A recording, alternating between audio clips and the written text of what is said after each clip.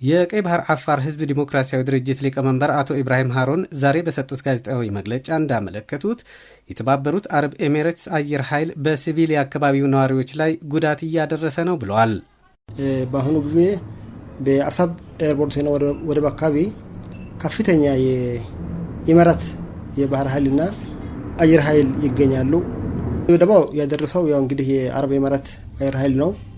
ባለፈው እሁድ ከጠዋቱ 10 ሰዓት ተኩል ነው የደረሰው እና 6 ሰው ቆስሎ 1 ሰው ሞቷል። ከዛ ደግሞ በ2016 ኦክቶበር 15 ላይ ደግሞ እንደዚህ አንድ 5 የሆነው ሞቶ ከ4 በላይ ቆስለዋል። በአጠቃላይ ወደ 20 የሆነው የቀይ ባህር አፋር በዚህ ሰለባ ሊሆን ችለዋል። ሊቀመንበሩ አቶ ኢብራሂም ሃሩን አያይዘውም የተባበሩት አረብ ሀገሮች በመሰረቱት ወታደራዊ ካምፕ ምክንያት ከ10,000 በላይ የአካባቢው ጨው አምራች ገበሬዎች ያለምንም ካሳ እየተፈናቀሉ እንደሆነ ይገልጻሉ። ድሮ ከኃይለ ሥላሴ ጊዜ ጀምሮ የተሰራ የጨው መሬት ነበር። ሌላ ደግሞ የአፋር ባህላዊ ጥቅም እና የኢኮኖሚ ምንጭ የነበረው የዘንባባ ዛፍ ለዛ አካባቢ ከ15 ኪሎ ሜትር በላይ ነው የነዛ የጨው ቦታ የጠፋው።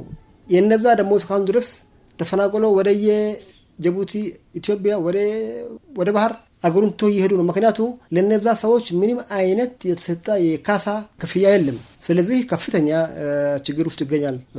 በጣም ብዙ ህዝብ ነው፣ ከ10,000 በላይ ህዝብ ነው። በምስራቅ አፍሪካ ያጋጠመው ድርቅ በቀይ ባህር አፋር ህዝብ ላይም ከፍተኛ ጉዳት እያደረሰ መሆኑን ነው ሊቀመንበሩ የገለጹት።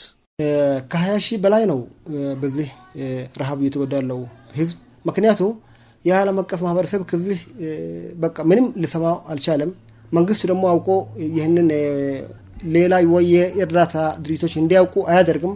ስለዚህ ከፍተኛ ረሃብና እልቂት ውስጥ ይገኛል ቀይ ባህር አፋር። የቀይ ባህር አፋር ዲሞክራሲያዊ ድርጅት ሊቀመንበር አቶ ኢብራሂም ሃሩን በጋዜጣዊ መግለጫው መጨረሻም ለዓለም አቀፍ ማህበረሰብ ተከታይን ብለዋል። በተለይ ይሄ በአረብ ኤሚሬት የደረሰውን እንትን በእኛ ድርጅቱ መግለጫ ላይ ብዙ አድርገናል። የዓለም ማህበረሰብ ይህን ጉዳይ እንዲያውቁ አፍሪካ አንድነት፣ ዩሮፕ እንዲሁም አሜሪካም ይቃድም ጅምር ይህንን ነገር እንዲያውቁ አንደኛ ሰብአዊ መብት በዚህ ጉዳይ ላይ ጥናት አድርጎ አንድ ውሳኔ እንደወስን፣ ሌላ ደግሞ በረሃብ ያለቀ ያለው ህዝብ መንግስት ይህንን ጉዳይ ስለደበቀ በቃ ሰው እየሞቱ ስለሆነ የዓለም ማህበረሰብ ተልቃ ገብቶ ለህዝባችን መፍትሄ እንዲያደርግ የሚል መልእክት አስተላልፋለሁ። ለዶይቼ ቬለ ራዲዮ ለተጠናቀረው ዘገባ ዮሐንስ ገብረ እግዚአብሔር ነኝ ከአዲስ አበባም